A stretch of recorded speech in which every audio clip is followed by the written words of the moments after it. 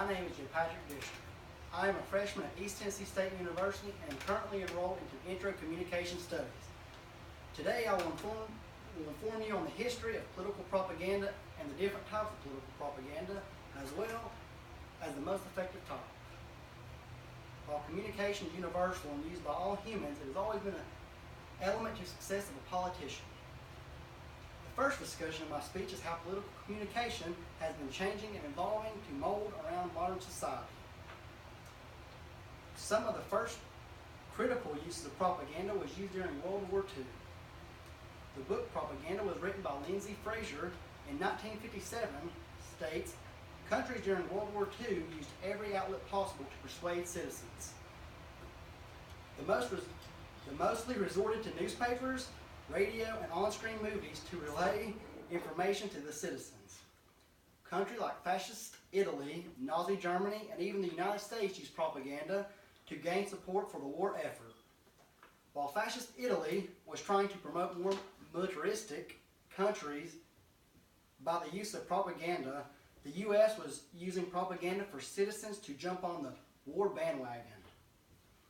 Nazi Germany is one of the most recognized countries during World War II, not just because of their monstrous and cruel acts, but because of their extraordinary use of propaganda. Millions of German citizens followed behind Hitler on his course to perfecting the almighty Aryan race.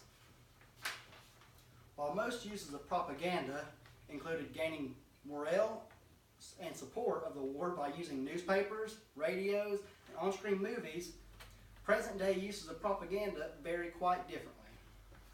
Social media is among the most commonly used in today's society for relaying information and persuading. Some countries have figured out how social media affects political propaganda and have taken action. Modern-day communist China keeps strict control over social media, which is commonly used to falsify stories and contain huge amounts of bias. Future uses of propaganda will still evolve because of technology and how society grows. Countries will find a new way to spread propaganda. The next important topic of my speech is the variety of political propaganda.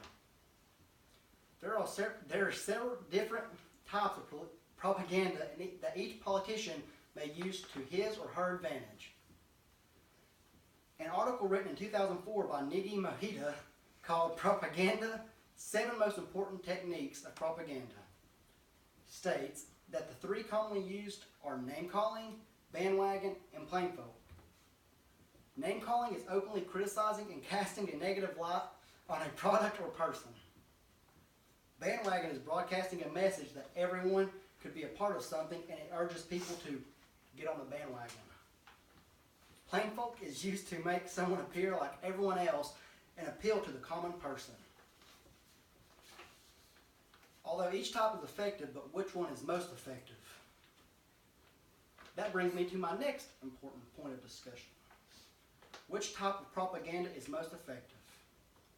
Propaganda, an article written in 2011 by Aaron DeWitch, states that the most effective type of propaganda is plainfolk.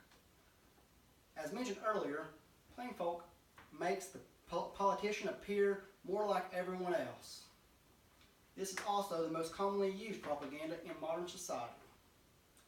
Politicians may wear blue jeans and a button-up to make them appear as equal to their audience.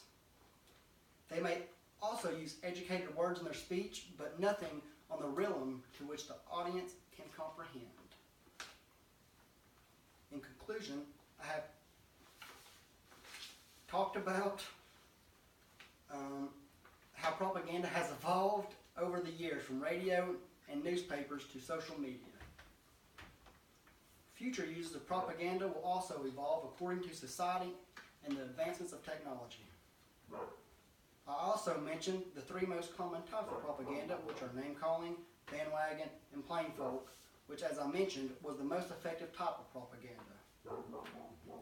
So the next time you turn on a TV and see a politician talking, try to pick out the types of propaganda they are using and how it affected your view on them as a person.